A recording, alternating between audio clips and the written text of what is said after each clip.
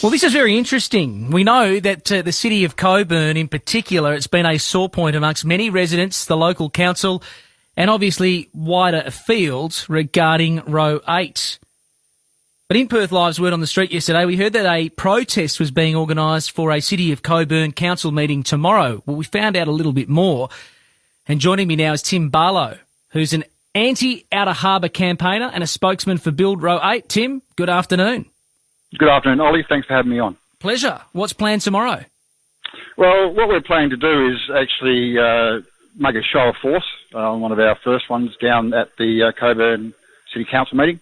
Just to let them know that their decisions actually affect more than just their local shire. Right. How many people are you expecting to turn up, Tim? At least 100 and hopefully a bit more. The word's getting out rapidly through related pages, and certainly within the recreational fishing community, the support is quite high. Okay. In particular, what are you calling for at this protest? Well, from our side of things, the Outer Harbour must be stopped because the threats to the snapper spawning grounds are just too great to be managed.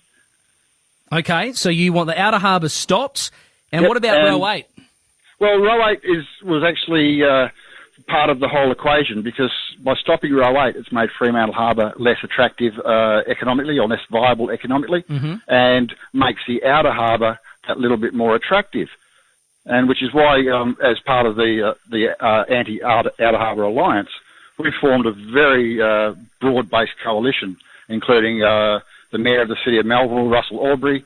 We've got Christy Kane and all the MUA on board, CFMEU, TWU, the naval-based shacks, they're on board because they're at risk of losing their shacks, and a lot of other little community groups that also recreate or use that area.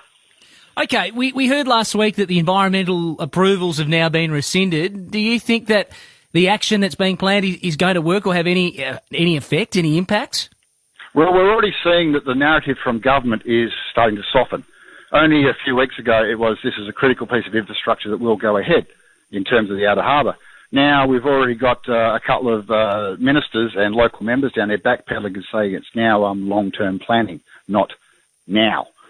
Okay, but they haven't softened. They've won the election on the issue. They've fulfilled their commitments to end the Row 8 road construction. Is that the end of the argument, Tim? Not at all, no. As I said, the coalition we've formed includes several large unions. Now, I'm not a unionist myself. I'm actually from the Conservative side of politics. But if I can see the need to form a coalition like this, then there's a little bit more to it than a lot of people are actually seeing. So what we have now is we actually have a voting bloc within the Labor Party itself.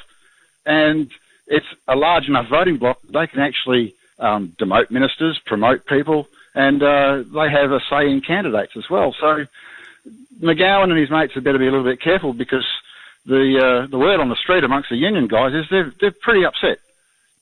Are you worried, though, that there might be some people outside of this group, this coalition, I suppose, that you form, that they're just over this issue? The government wants it ended. You won't let it go. It continues to drag on. Well, correct. But part of what's brought this up again is that Leanne Smith, the Deputy Mayor of Cockburn, put up a poll a few weeks back, which was shut down after a few days, asking are you in favour of Row 8? Now, 79% of respondents were actually in favour and only 21 against.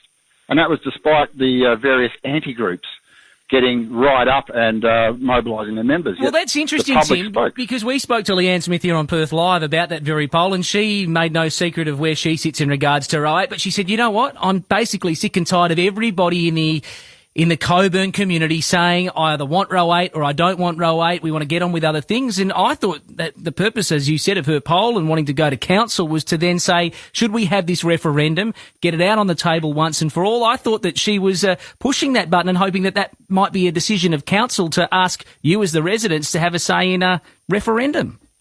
Well, that's another reason why we're actually going to be there tomorrow night. We're giving a show of support for Leanne.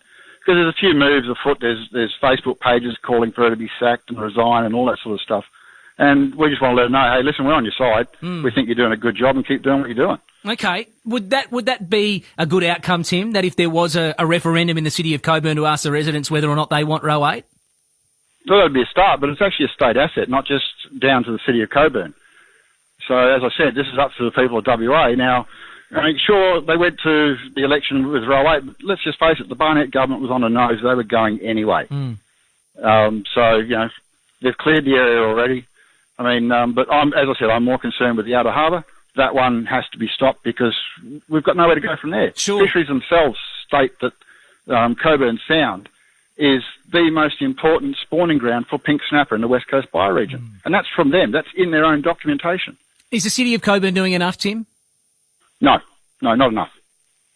Does the council have the faith in, from your particular group, from the anti-Outer Harbour campaign and from the Build Row 8 page? No, it's pretty much a lot of them have vested interests from what we're seeing, whether or not that's true. But it's certainly a concerted effort within that shire to push the Outer Harbour, and that's that's point one on the meeting tomorrow night, is to actually authorise funds for the promotion of the Outer Harbour. So would you like to see the councillors continue in their role, Tim, or should the local government minister step in? Well, if it needs to be that way, I know a lot of the local residents I've spoken down to actually would like the hammer to fall, but we'll see how it goes. Maybe sense can prevail. All right. Sounds like there's a little bit of a showdown brewing at the Coburn City Council meeting tomorrow night. Tim, thank you very much. Thank you very much for having me. There you go, Tim Barlow, anti-Outer Harbour campaigner, spokesman for Build Row 8. Throw it over to you, 9221 882.